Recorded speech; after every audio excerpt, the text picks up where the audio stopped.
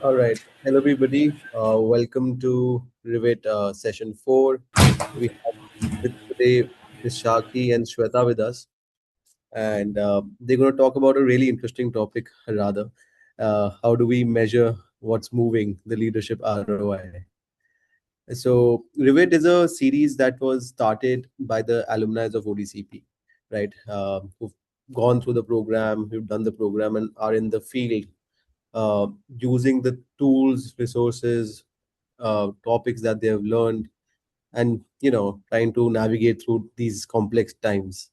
And they're here to share their practices, their learnings, and different topics that they are passionate about. So, Shweta and Bishaki, over to you both, and to take this session forward. Thank you. Thank you for the warm introduction, Kuvam. Thanks, everyone. Good afternoon, and thank you for joining us. So good to see some known and some new faces. Uh, Baishakhi and I are excited, and thank you again for joining today on a balmy Saturday afternoon. It's not raining in Pune. I am not sure. Is it raining in Mumbai, Baishakhi? Nope. Nope. Okay. Yes. Hi, Shajeen. I see Shajeen joining.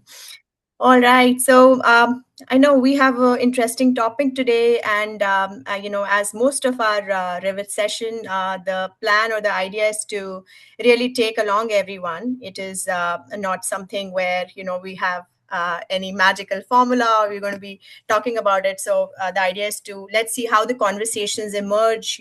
How we are all able to really chime in, add our perspectives, and we'll take it along, right? But before we begin, I would like to start with a simple question on the topic. So, if your organization today stopped investing in leadership development, what would you miss? Just put your responses on the chat. I would just repeat. So, if tomorrow our organization stopped investing in leadership development, what would you be missing? Would it be the workshops, the learning hours, the completion certificates, or let's see if something more significant comes up?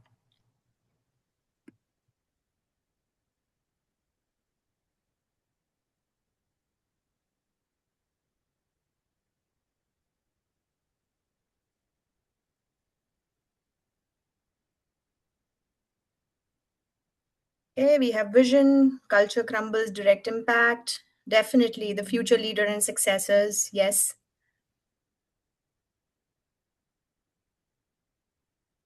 The opportunity to engage with colleagues from different verticals.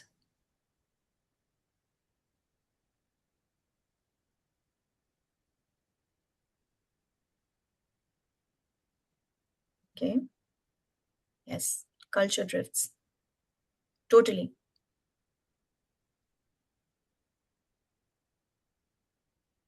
Okay. Yep. Or, let's think about maybe something far more significant. How about better decisions, right? How about some of the stronger teams that emerge through good leadership intervention programs, higher engagement, and also some of the great leaders who can navigate uncertainty and drive transformation? And that is where I think exactly the challenge begins. So we all know, right, like leadership development is one of the most invested areas across organizations today, right? But yet when we are there out there, and when someone asks us what was the return on the investment, the conversation starts becoming uncomfortable. Not because leadership development lacks value, but because its impacts really rarely shows up immediately, right? And that is where, if you keep on doing programs back to back, you would always struggle with telling which one has been more impactful, right? And also unlike other campaigns, I would say that the leadership interventions do not always produce instant result. It is more of like in having a ripple effect through teams that are making innovations and business performance over time. So we will look at some of the ways to measure leadership development. We can probably think of something very basic, right? So say, how do we measure the impact of planting trees? Counting the number of seeds planted is easy. But think about measuring the shade, the ecosystem, the long-term growth it creates. It is much harder. But that's where the real value lies. And too often, we are bound to measure whatever is convenient. And what is convenient, I think we all know, right? Like number of training hours, completion rate, satisfaction scores. But are these measures that actually matter is something we're going to explore, right? So today, Baishakhi and I want to explore an important question. Are we measuring an activity or we are measuring a movement? Okay. And when I say movement, it's movement in leadership, capability, team effectiveness, business outcomes, and eventually the organizational transformation. Are we measuring that? So, throughout this session, Baisakhi and I will unpack what organizations are measuring today and how ROI conversations get stuck, right? And how can we build more meaningful and credible approach to demonstrating the value of leadership development. Again, just to clarify, our goal is not to find a perfect formula for ROI because leadership impact is rarely that simple. I think instead, we both will try and understand what actually moves, why it moves, and how we can connect leadership investment to outcomes that matter to the business. So, again, let's make this an interactive conversation. We can draw from our collective experiences and challenge some of our own assumptions along the way. So, I officially welcome you now to Measuring What Actually Moves. Let's begin. I am just going to share my screen and pull the PPT up. Let's see, how do I share?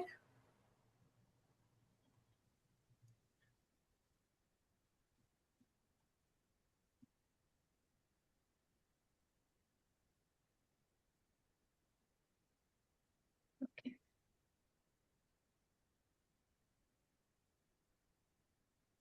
Can you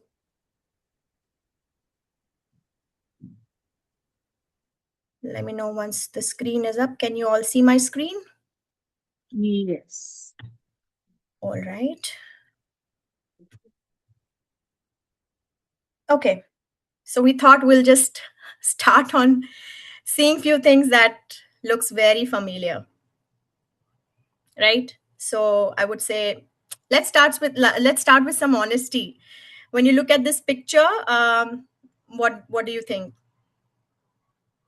Yeah, it's basically it's like when people hear they're being nominated for yet another leadership program, it's the reaction, right? Not always an excitement, but more of anticipation. So, it would come up as, hey, another workshop, another model, another competency framework, another 2 days away of actually taking away from my work week, right?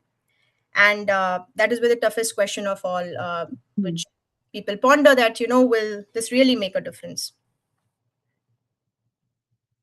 This one's again an interesting one, right? Where you're being sent to the leadership class and the nomination starts flowing in, and suddenly everyone has a theory about why someone was selected. Am I going to be a future leader, or am I high potential, needs improvement, or why am I going to be nominated, or why am I being nominated again? All these hallway conversations sound familiar.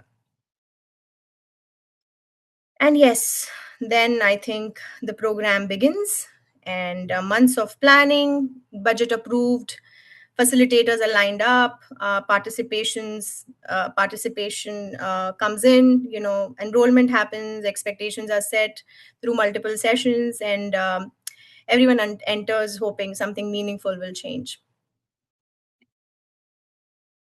Okay, and then comes the moment where every HR, L&D, OD professional knows, well, the program is over, the feedback is positive, people love the session, the learning hours are reported, the certificates are distributed, and then, someone will ask, that's great, but what did we actually get for the investment?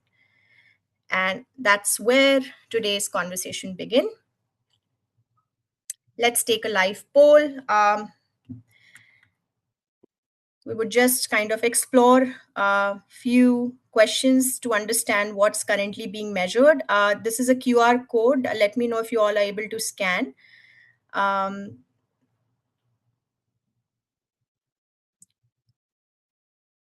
I will also try and paste this on the chat.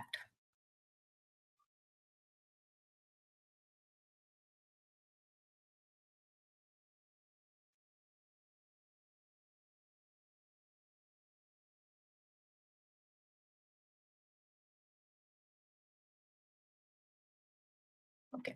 So I'm going to go to the Mentimeter. Let me know once everybody is there.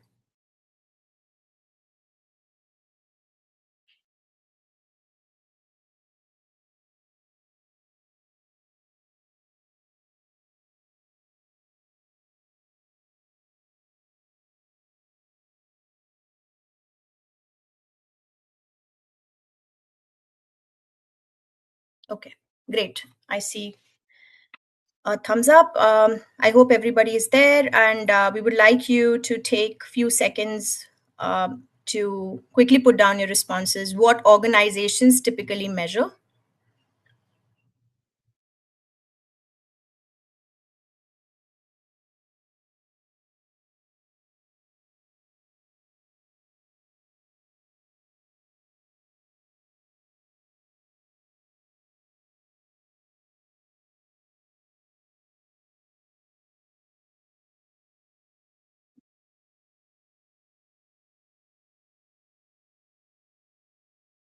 Okay, can we move on to the next question?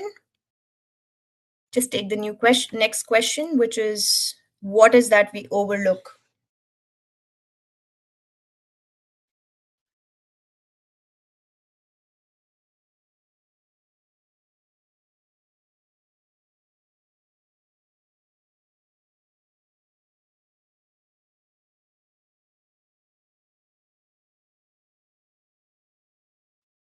I think you have to move to the next Next one one. It because it doesn't is go. still, Okay. yeah, Okay, let me just see. at least for me, it says please wait for the presenter to change slides. Okay.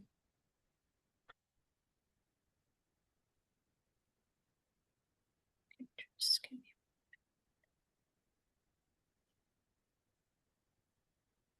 Okay. Are you all able to see the next one or no?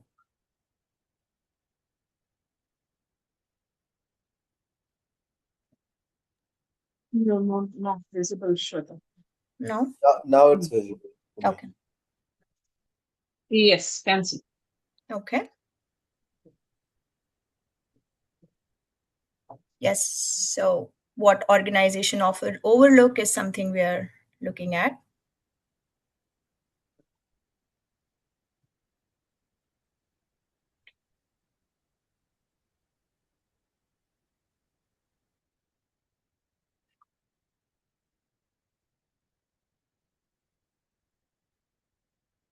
Okay.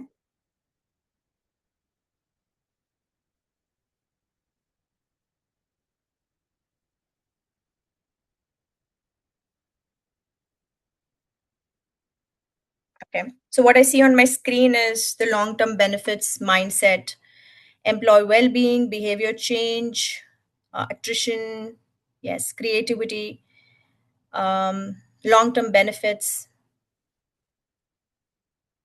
well-being improvement, and definitely I think I see mindset um, coming over a few times.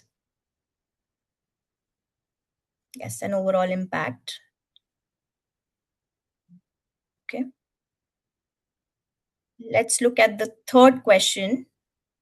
What one metric you would start measuring, probably which is not being measured currently for your leadership intervention programs?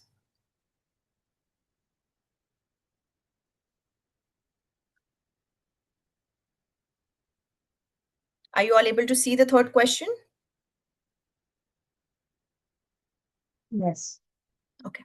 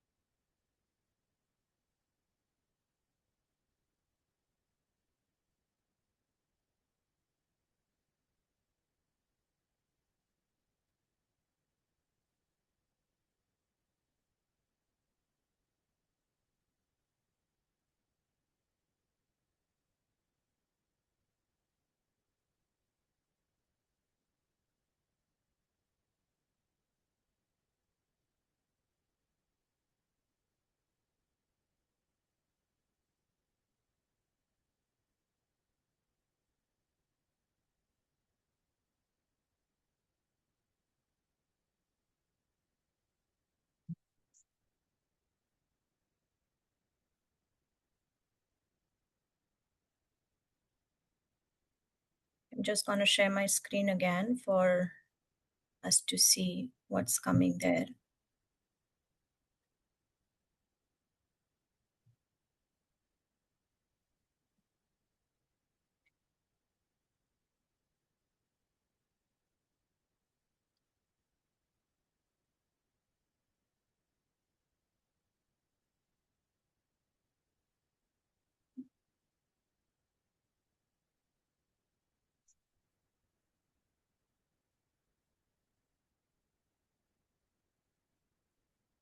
Sorry, some of my, this is just not coming up. Hold on. Okay, so I think we have captured our responses. I'm just trying to get those responses to see how this looks like.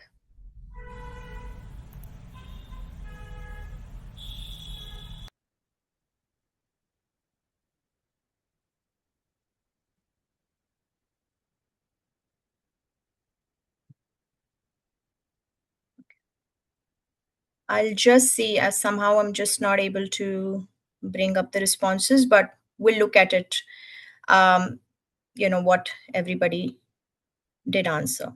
Just a moment.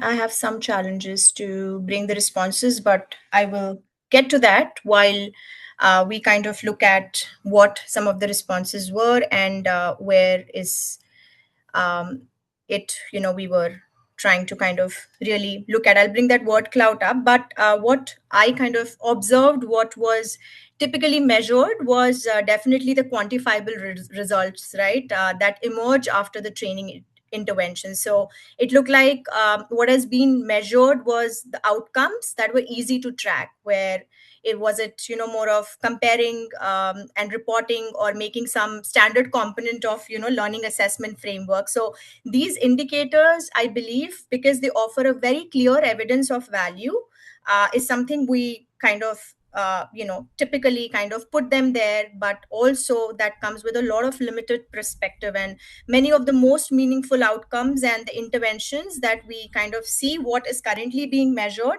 is definitely not quantifiable, right? So what is that we then kind of look at, what organization often overlook, and we saw, right, things like mindset and attrition shift, and some of the other things that came in there, where we really saw that that is where the long term outcome or the change is something that we kind of really are not overlooking. So while I bring up the slide up, would an audience like to add that what are some of the observable outcomes that often are overlooked in your organization? Do you want to share probably one or two of the metrics that you think are so important but it's not being overlooked?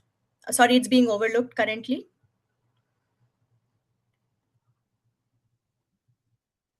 Anyone? I think loyalty is something which has been overlooked since decades. The more we are facilitating our people and making them competent through training and development, the more are the chances that employee will stay with us for a longer period. So that has been overlooked uh, per se. Okay. Yes, I think loyalty is something like really deriving where people, how loyal they feel, or how is this particular program going to help them really retain, is something definitely kind of, yes, maybe it's overlooked. Any more examples?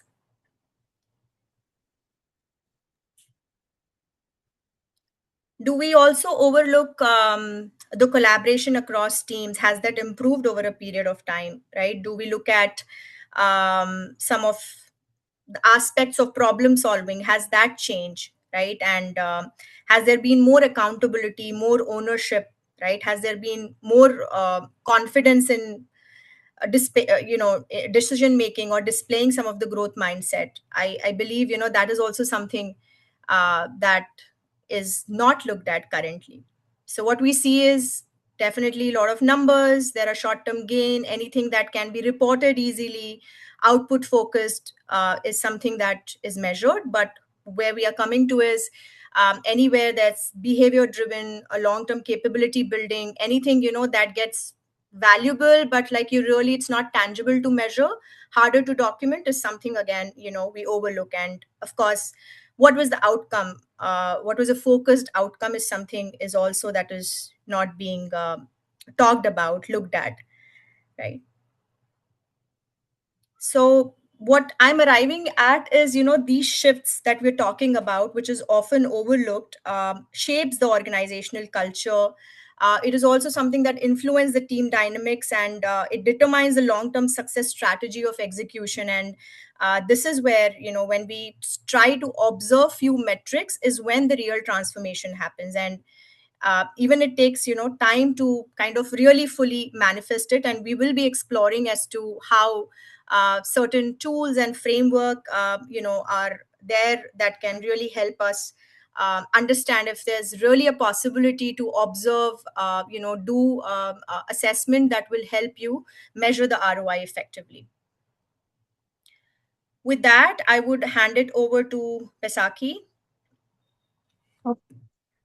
So, what we will do right now is we will go ahead and break ourselves into three groups, right? Uh, Give me a second. Let me set up the break rooms, right? So, we will divide ourselves into three groups.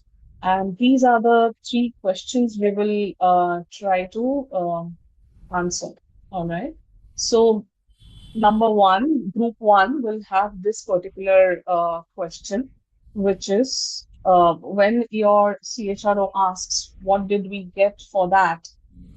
What number do you actually reach for? And do you believe it? Right? So have a discussion on that. And we'll obviously unpack whatever you have found out on through the discussion. We will have roughly 8 minutes. Room two will have this question: do organizations measure what's easy to measure rather than what matters?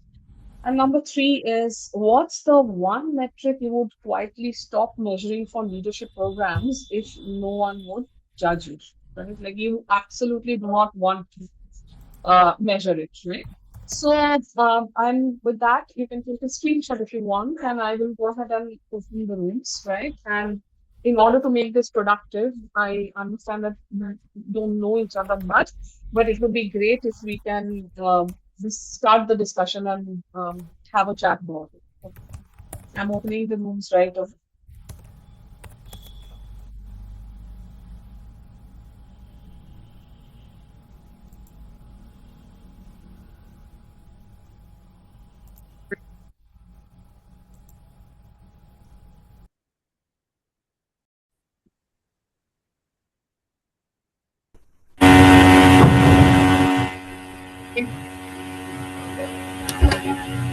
I know some of the conversations were still on, and probably this would be an opportunity to complete your thought if we just got you back. Yeah, Baishakhi, over to you. Hey, so coming back to the discussion, let's now try to look at your insights, right? So, anybody from group room one who would want to talk about what was your understanding on the first question?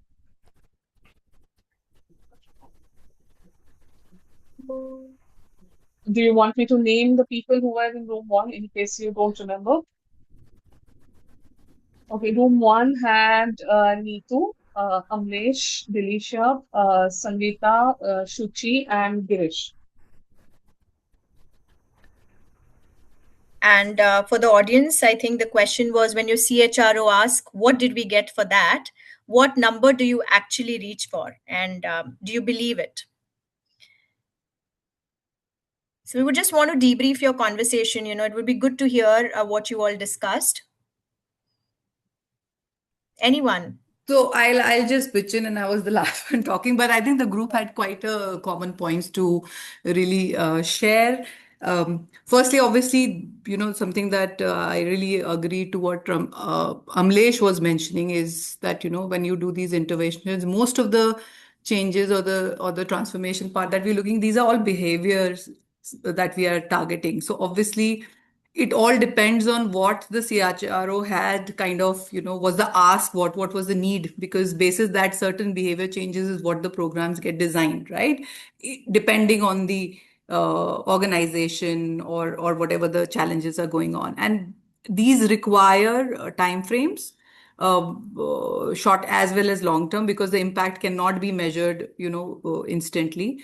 And something like what Girish kind of added was to say, an average, depending on if, and even Sangeeta was also saying the same thing, that where something around, a percentage around, if they're able to get into some 60% is a figure that they would, because that was a percentage, the question was trying to ask if we got it right, roughly around that. And if that is something, we would kind of put it across. If I missed anything, please, any one of the team members can add, please. Thanks, Neetu. Thank you so much, Neetu. I think we can move on to the room 2. Yeah. Room 2, yeah. Room Yeah. 2 had Bikash, Deepa, Kamaldeep, Lakshmi, Namrata, Pranita, and Taruna. So if any one of you would, could you read out the question once, Shweta? Yes. So the question to the group was, do organizations measure what's easy to measure rather than what matters?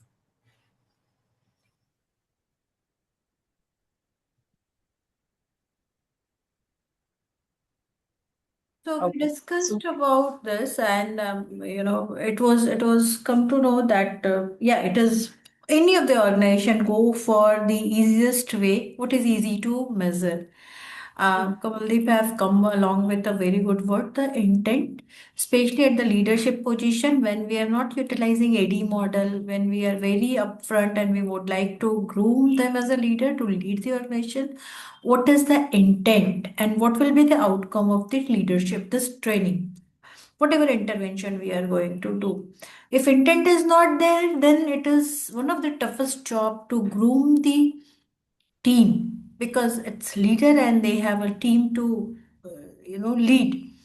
And it is all about any of the team, they work and they perform as their leader is, be it any of the function. While going through in my personal experience, by my personal experience, I can say that the way leader is, the team behaves like that. So intent is one of the things which has been not kept in pivotal place.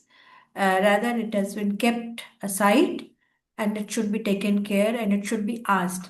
So it's a very good suggestion which discussion which we had. Yeah. Well put, Shuchi. Thank you so much, Deepa.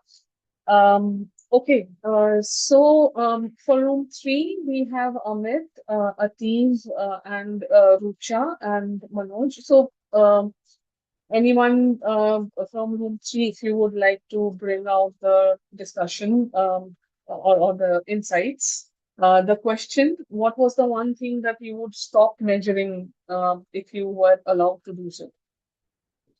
And if no one would judge you, this is one metric. Yeah. So Shweta and Baishakhi. So first of all, to be very true, only me and Rucha were there. So Rucha, I will start and feel free to add in if I'm missing anything. This is Amit here. So I think to be very true, one of the things which we discussed was one of the metrics, if no one is judging, would be that post-evaluation form at the end of any training. We will just chuck that off because we both felt that that really does not serves any purpose. The facilitator has already got the vibe in terms of or through the day of how did the facilitation go, were the purpose solved, because the engagement of the candidates or the participants tells you that.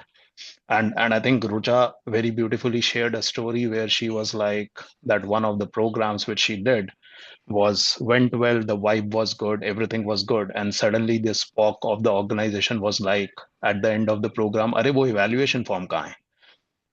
And then there was more effort in creating that evaluation form than really discussing of what happened through the day. And the other point which we ended up discussing, though this has correlation to a little behavior and subconsciousness, that usually one of the competencies or the behaviors which is looked in the participants when they are chosen for any such leadership intervention is that are they extroverts.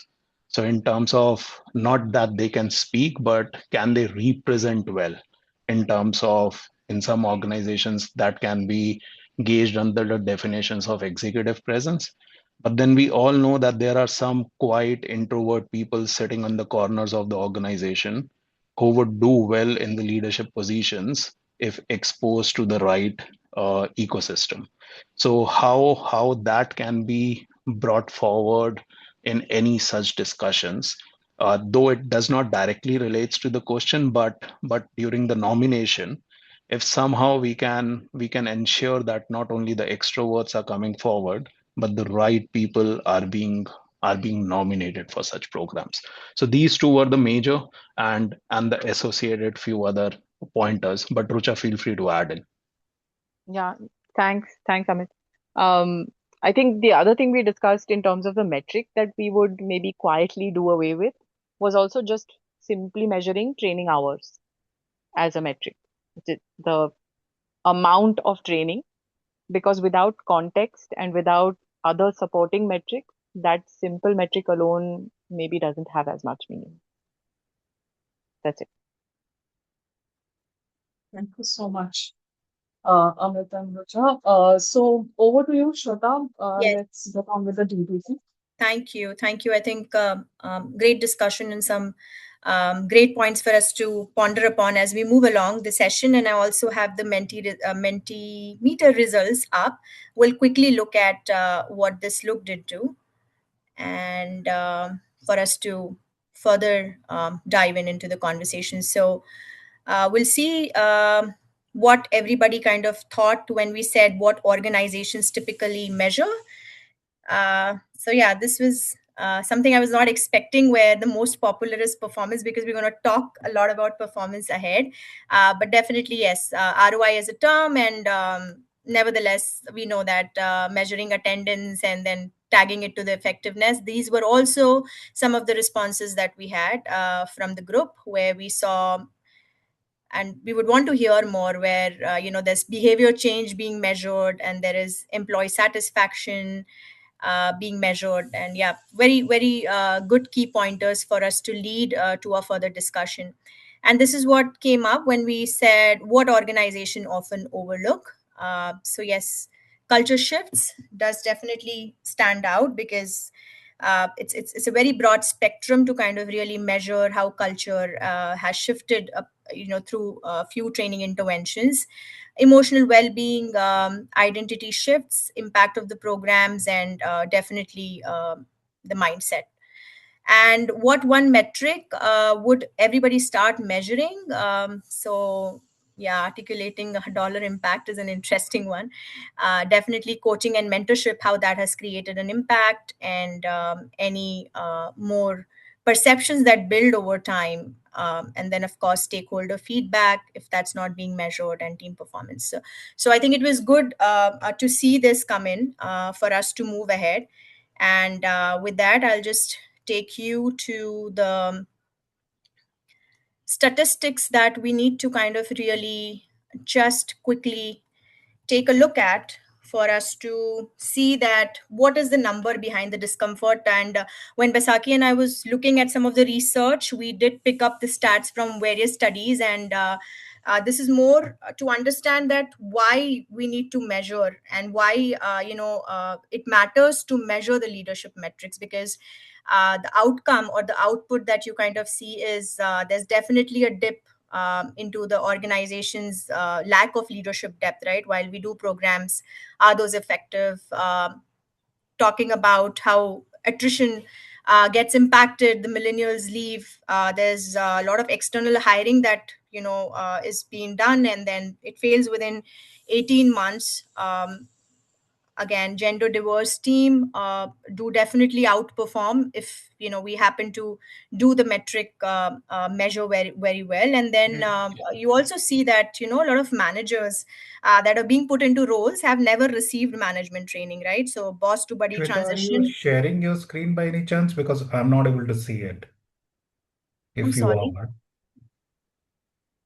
I you don't know all about able others. to? I was sharing the screen and then were you able to see it, Baisakhi? Yeah, I think so. I did. 1 minute.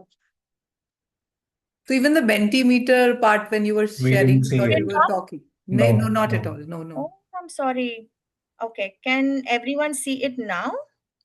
It's coming up. Yes. Okay. Yeah, now we can. Okay. All right.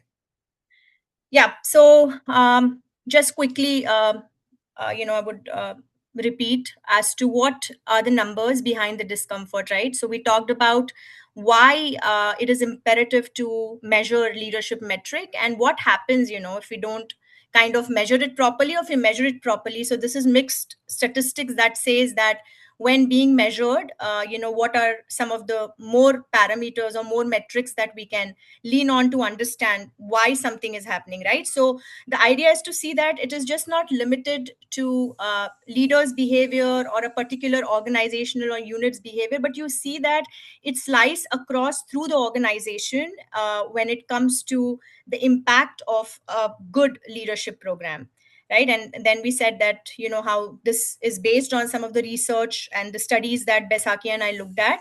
And this came up as when the leadership development was measured properly. These were the numbers that kind of evolved to see that some of the percentages, right? Why do you see those percentages and how do you see the impact across? With that, I would hand it over to Baisakhi. We have an interesting framework that will be covered, and over to you, Baisakhi. Okay, thank you, Shweta. All right. So, I want to introduce you all to a framework that we call the Learning Transfer Evaluation Model. This has been designed by Will Thalheimer, and it is part of his um, um, offering in work learning research. That's his consultancy, right? And before I get into what is the model and how do we use it to measure our trainings better or interventions better, let's talk about why, right? Because we have heard about Kirkpatrick, we use Kirkpatrick a lot, and it gave the field something really important. Idea that learning isn't the end goal, performance is, right? But it is also a fact that when we are trying to really apply Kirkpatrick for us, everything that is happening and the business outcome, everything falls under the same category, right? Or same level. The nuances, the distinction between whether someone can recall a framework that was taught in a training vis-a-vis whether someone can actually use that framework to make a better decision at work under pressure. That nuance is what LTIM allows us to build, right? Will has spent years pulling from learning science to create something that doesn't just tell you what to measure, it tells you what your measurement is actually worth. And the central argument here is that a model is only as good as the message it sends, right? So if your evaluation model is nudging you towards measuring attendance and, smile sheets, which most of them do, that's what we will optimize for, right? And Heltim actively nudges you towards measuring the transfer, right? How? Let me, and you have all the tiers of LTIM. Shweta, can we just quickly go to the previous slide? Yeah. You have all the tiers of LTIM, right? So I'll quickly take you through the tiers, right? So tier one and tier two is about attendance and completion. Completely inadequate to validate a learning. It is useful for logistics, it is not for impact. Tier 3 is about learner perception, right? So learner perception is whether the learner likes the facilitation, right? And the research is that general satisfaction scores are not really related to actual learning outcomes, right?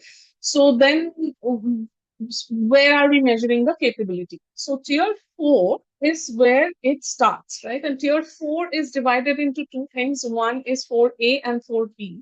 This is where we measure the knowledge, right? So for one would be where we are measuring foundational knowledge, which will allow someone to go ahead and apply those logics, right? Simply on the floor. And then there is the trivial knowledge. Trivial knowledge is when you remember the accompanying concepts along with it, right? Which is interesting, maybe relevant, but not always makes a major impact on the job, right? So most knowledge checks measure for being without knowing, right? Then comes tier 5 and 6. This is where we are spending our time today. We will be, because we are talking about leadership intervention, and tier 5 and 6 sits extremely well with it. So decision making and task performance, right? Tier 5 is decision making, tier 6 is task performance. Tier 7 and 8 is transfer to work, and 8 is where you are, when you are measuring to that level, you are actually able to see how it has impacted business outcome, right? So the honest reality for most of us is that most of the time interventions end at operating between tier 1 to 3, at best 4, and then let's explore tier 5 and 6 and see how we can bring it to our day-to-day work, right? So let's move on to tier 5, decision making, right? So what is tier 5? Like I mentioned, it measures a realistic scenario where there are the details, there are relevant details, there are irrelevant details. So first of all, post the training, is that participant, is that leader able to differentiate the noise from the relevant detail, right? The question it's asking is very simple. Will they be able to make the right call when they are actually facing the problem? Not recite the framework, not whether they did excellent in the role play, not that. Whether they're able to take good calls during a truly difficult situation. And this matters more than knowledge for a reason, which is knowing something and knowing what to do with it is not the same thing. You can fully comprehend the coaching framework and still freeze when someone cries in a 101, right? That gap between understanding and deciding is exactly what tier 5 measures, right? So I will quickly ask a question that will kind of give you a clarity on what tier 5 looks like, right? So this is tier 5 in practice, which we will now discuss, right? So I'll show you a scenario, and I'm giving this situation to the room, and anybody can answer. So, say you are a first-time manager.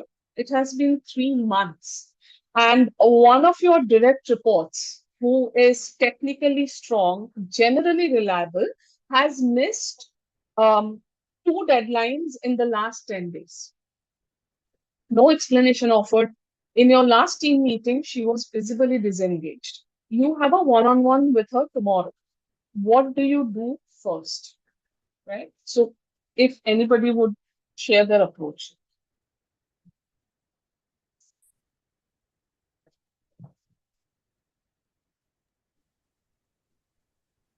Check in with that individual about what are the things happening beyond work. Sure, sure. I'll start Anything else? there before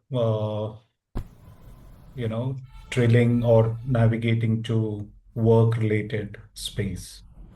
So completely at a personal, at a non-official discussion, so that I can make out if quite possible, right, that there is something wrong at a personal front which is impacting work, considering the fact that the person was a strong performer or and subject matter expert, as you said. Right, right. I So, mean, that would be a starting point. The response would determine the reaction from that individual would determine that, okay, uh, what's the right time and whether it's the right time to even talk about it. mhm, right, right. Makes sense. Makes complete sense. And Shweta, if you could move on to the next slide. Um, this is exactly an example of what a tier 5 level assessment can look like. So you are not asking when you have that person in your intervention, you are not asking them to name a certain steps of the theory that was shared, right? You are giving them a realistic situation with relevant and irrelevant details mixed in, and they had to evaluate, think, and decide what good judgment looks like in that context, right? So, and here it is also about what good judgment looks like in your organization's context, right? That's the part we as L&D professionals have to define with the business, and that is what we are coming to. So in practice, what does the tier 5 look like? The bulk of what we measure in leadership development is activity, whether they showed up, whether they engaged, did they rate the facilitator highly, things like that, right? Now, there is a companion framework here, that is learning evaluation as decision support. And this is the example that I just showed you. That is the group, which where we are asking that whether in given scenarios the person is able to perform the way we are expecting them to perform, right? So for people who are sitting really close to the business, this framing can be very useful. It turns evaluation from a reporting function to an intelligence function. And we are not producing a deck of completion rates. We are producing insight that helps someone make a better decision, right? So moving on, tier 6. Okay, now let's talk about tier 6. It goes hand in hand with tier 5. So tier 5 was about rating decisions, and tier 6 actually then moves on to the task performance. That is whether they are able to do it in the real place, right? And I note your comments, right, about linking learning directly to performance, and I will address that. Give me a minute and I'll cover this, and then I'll go back to the questions there. So, what does Tier 6 says? Now, Tier 6 clearly says that Tier 5 says they know what to do. Tier 6 says, can they actually do it? The difference is small, but it actually isn't. Real work is never just deciding, it is deciding and acting together. And the acting part will require a lot of fluency. There is timing involved, there is tone involved, there is reading emotions in real time involved. Those don't show up in a scenario assessment, they will show up when you watch someone do the thing, right? So it is the difference between a manager knowing how to give a developmental feedback and then a manager who can actually sit across from someone, say something hard, and leave that person feeling supported rather than attacked. Same knowledge, completely different performance. That's the gap that the tier 6 addresses, right? So what does it look like in practice, right? So number one, what Elkin always talks about is that you have to check if you can do. Yeah, Kamaldeep, you wanted to say something. Yeah, this is truly helpful, Baishakhi, and thank you for sharing this framework. I just want to, as I'm thinking about our own organizational contexts, right? Uh, the example that you gave about this person who was otherwise a good performer and then somehow slipped in performance. I mean, I'm a little hesitant to attribute learning directly to how this individual is going to show up in tier 6. Because there are a lot of intervening variables other than just the Absolutely. learning that's going to decide whether this person would be able to do it or not. So my question is, and I'm just wondering out aloud as a fellow professional, what might be some of the other factors that we want to take into account from a values lens, from an EQ lens, from a self-awareness lens, that Right. might be very important intervening variables uh, in deciding whether an individual will actually be able to do it or not. And so Right. it's sort of unfair in a sense, right? To say if this person has gone through the learning, this person should be able to do all of that when we haven't really addressed those other factors about EQ and values and my patterns and my approaches in the training or in the learning process. So my question was, one, is it fair? Two, is it an accurate picture of the impact of training? Correct. Thank you so much for that question, and that makes sense. You are right. You cannot prove with certainty, and that all the variables are not in play when you are trying to measure a performance. There are various variables other than our training intervention at in picture. But this is where Elton is saying that there are 8 levels. So when we are talking about, and I am highlighting and I'm giving you a very brief overview of tier 5 and tier 6, right? Now, when we are actually trying to measure, right, you have to ensure that these elements are part of your designing training intervention, which we'll talk about in the solutioning very quickly. So it's part of the intervention from before the design to LPM says that it has to be an end-to-end engagement, right from before designing the intervention to the intervention, then the stakeholder involvement. Therefore, together, the entire thing comes together to make sure that there is a visible impact that can be to some extent quantified, right? So, for example, and I don't have the time here today to talk about that. Now, the scenario questions that I just mentioned, right? These scenario questions are something that can be designed depending on the organizational context. They can be then used in the intervention to look at it. And then the stakeholder involvement comes into picture when we are already doing tier 6, because it's about measuring the performance, right? So we are not, LTM is not saying that everything is happening in that one training intervention and then you are out and about in your world and you're going away. No, it ties in the entire picture. Does that answer your question, Kamaldeep? Yes, Baishakhi. Thank you. Yeah. Yeah. So the point is that this is a lengthy process. It takes time and it is something where you have to really go in depth. I mean, when I started practicing it and I went through it, I did a 9 days of boot camp, and that there is so much to learn, and I'm just barely scratching the surface here. That is all I can do. But if applied rightly at the various levels of the intervention designing, it can really bring out far more results. And from the discussions that were happening in the breakout room, what I realized is that some of it you all are doing as well. This is just giving a name to it. This is just giving a proper framework to it. That's about it, right? Shweta, if you could go to the next slide, please. Right. So what enables task performance? And as I was talking about the system support, right? So a live feedback role. So what tier 6 measurement looks like is a coaching conversation reviewed against a rubric, right?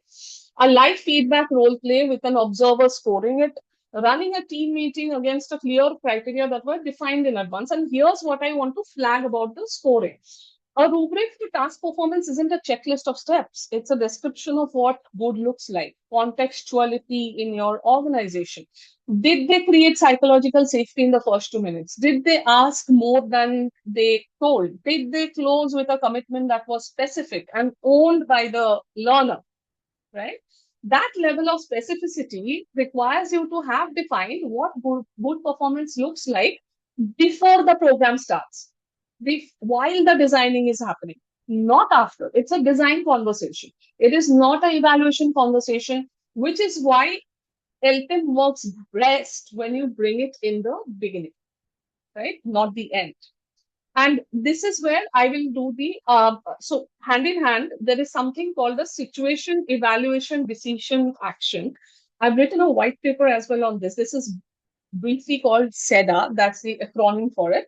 SEDA gives you a cognitive blueprint for designing learning that mirrors real world.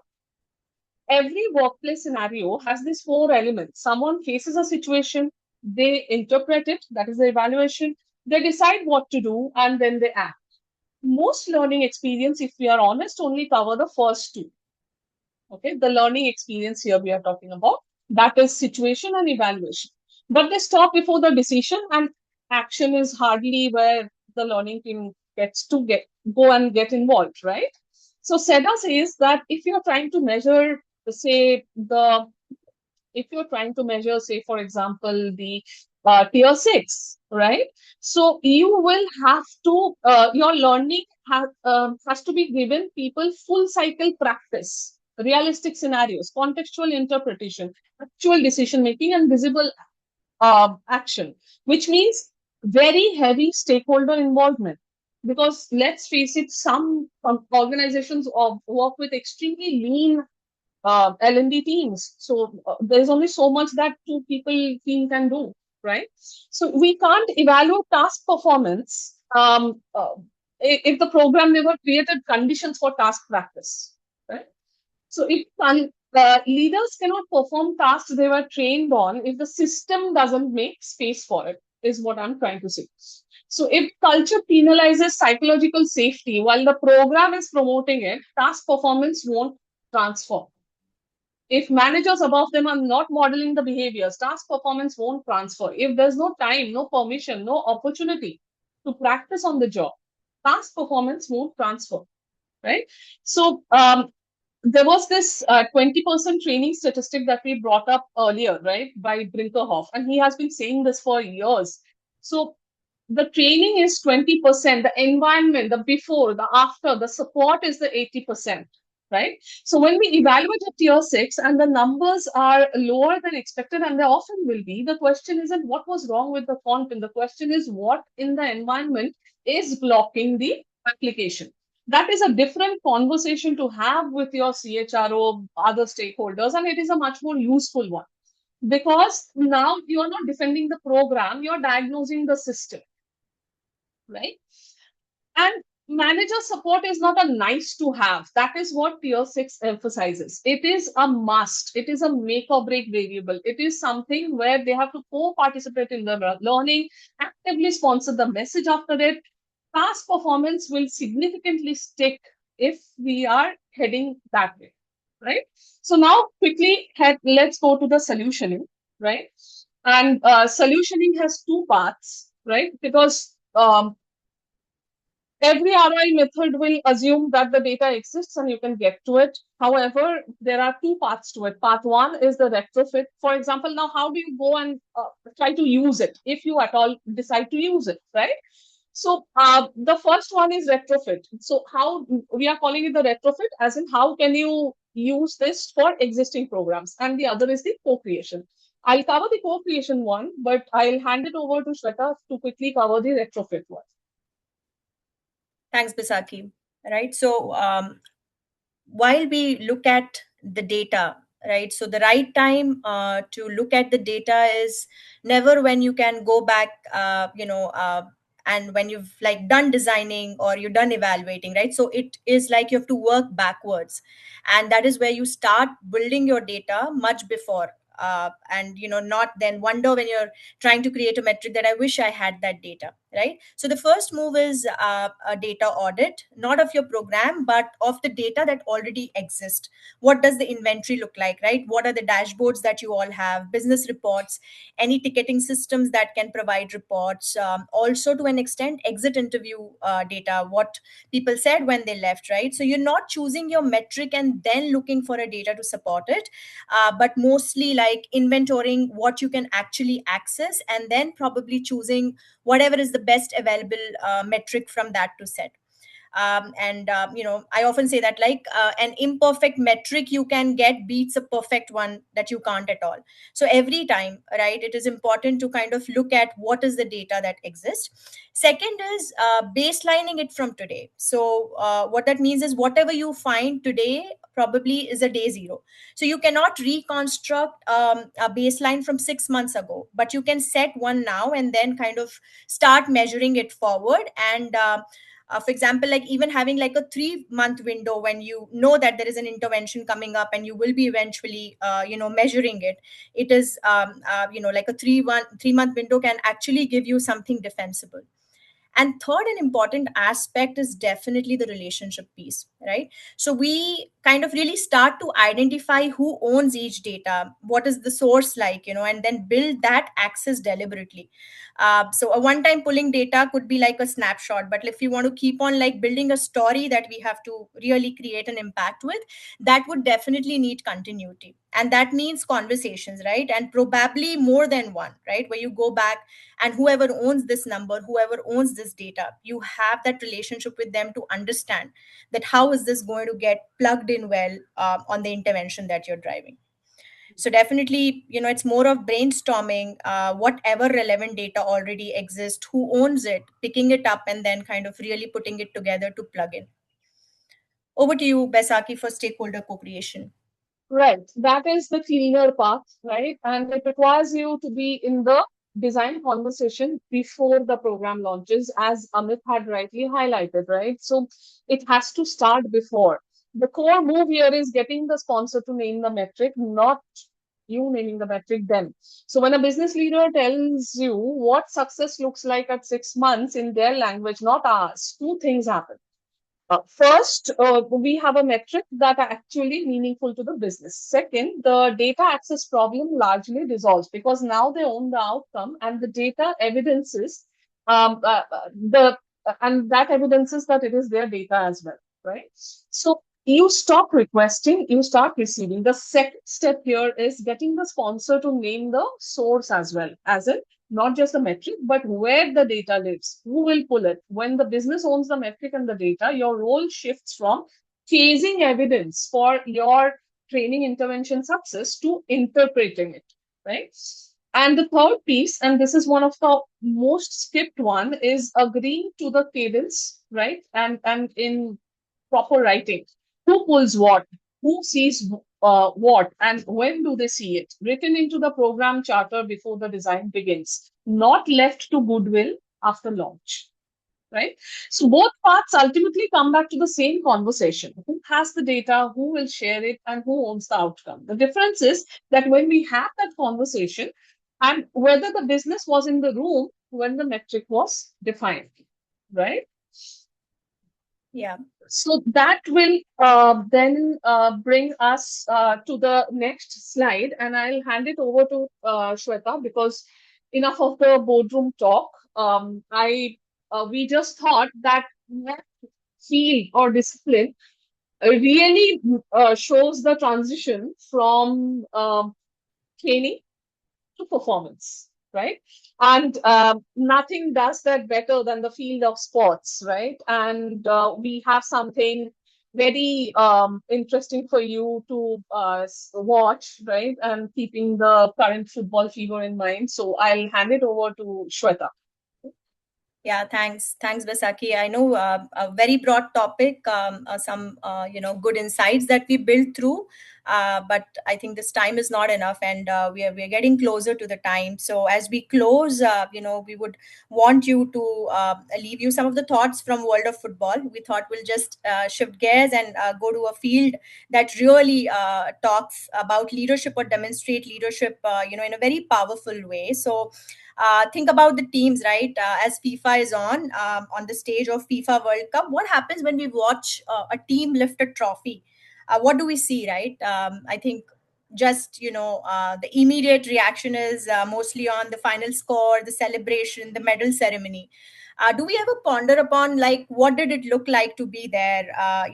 We don't see the thousand of hours that happened before the moment, or for matter, the years of coaching, the practice sessions, the fitness drills, the match reviews, the setback, a lot of course correction, right? That your coach did it through the sessions, and the countless moments where players and coaches worked on getting just a little bit every day. And it fits so well in our organizational context.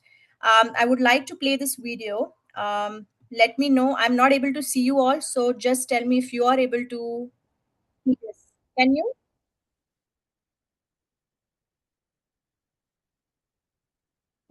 Yes, No. No, we won't be able to see. Shweta, for that, you'll have to share your entire screen, or you'll have to change the tab while Yeah. sharing.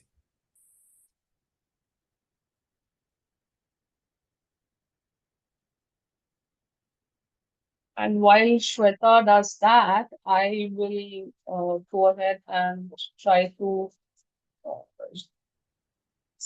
drop a participant guide, which has a brief overview of the item that I just spoke about, tier 5, tier 6, a bit about that, and what kind of prompts you can use with your stakeholders, what kind of data you can look at, and the link to the website.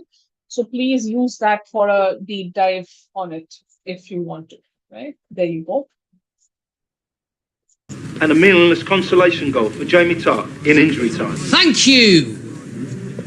Jamie, real quick. I haven't known you that long, but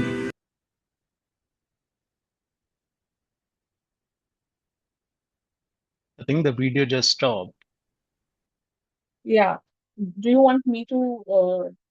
Sorry, we'll I think Sorry. just share a different tab, and then it would be fine.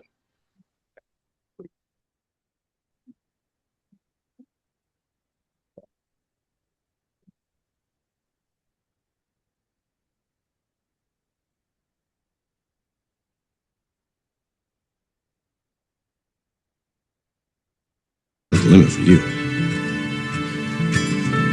There's a heck of a goal out there, by the way. Thanks.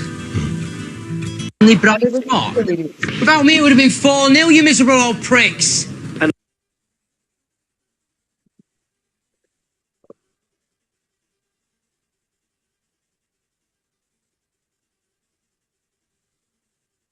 Yeah, it's visible now, Shweta. It was visible.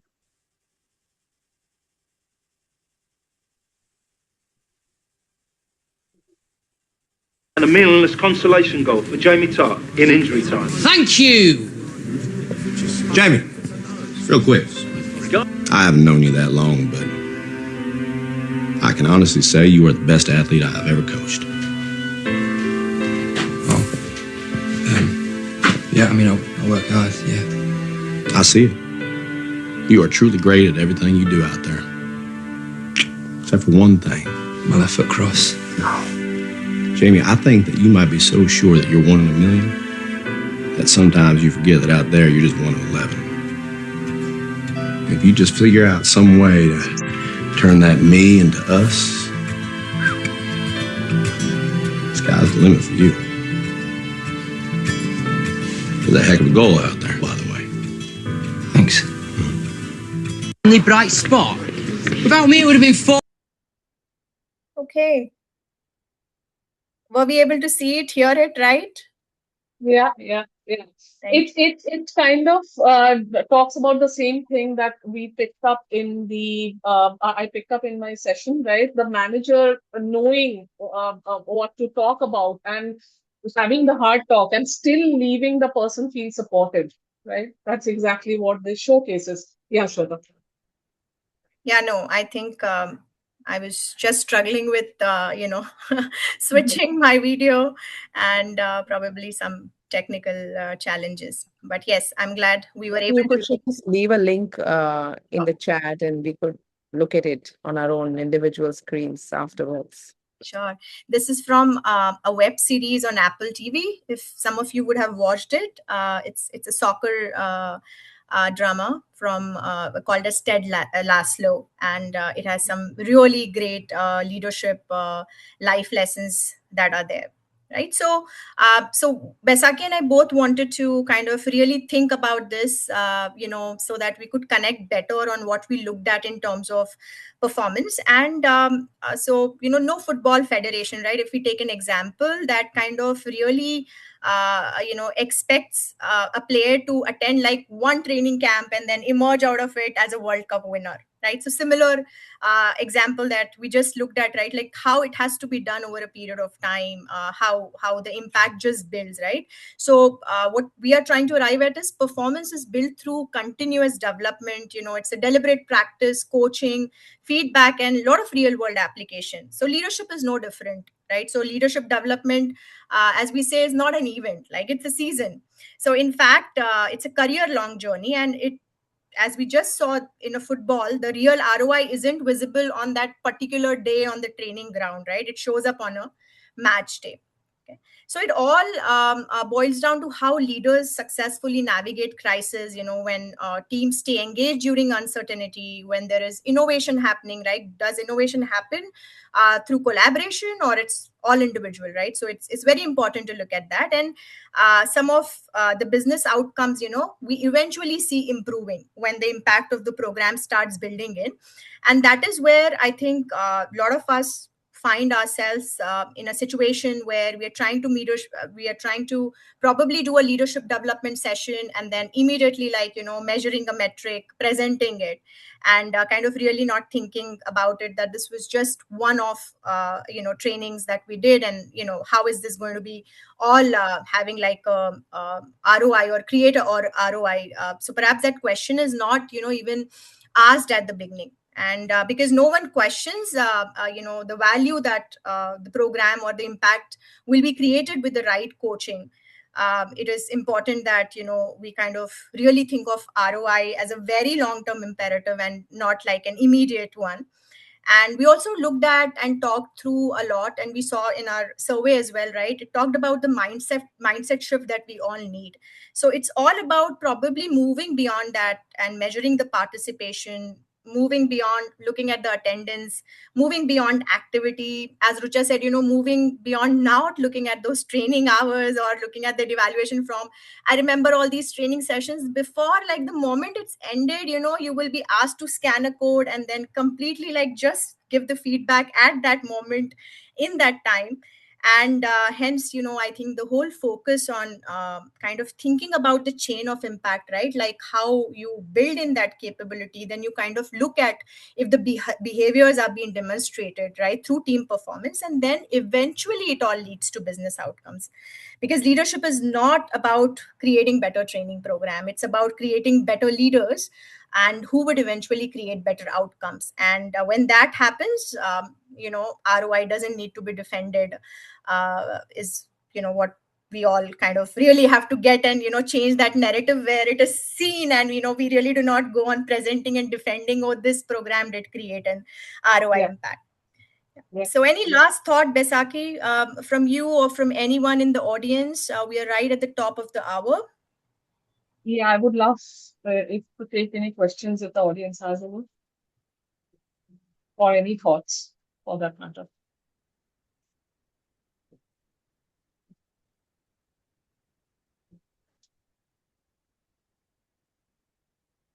Thank you so much, Miku. Well, in case you want to know more about this and you want to reach out later, you feel free to reach out through LinkedIn.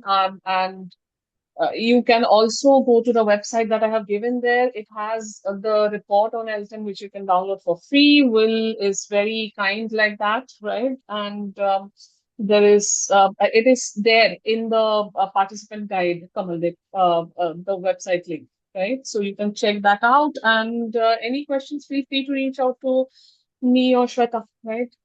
Thank you so much for your kind participation. Yeah, thank you again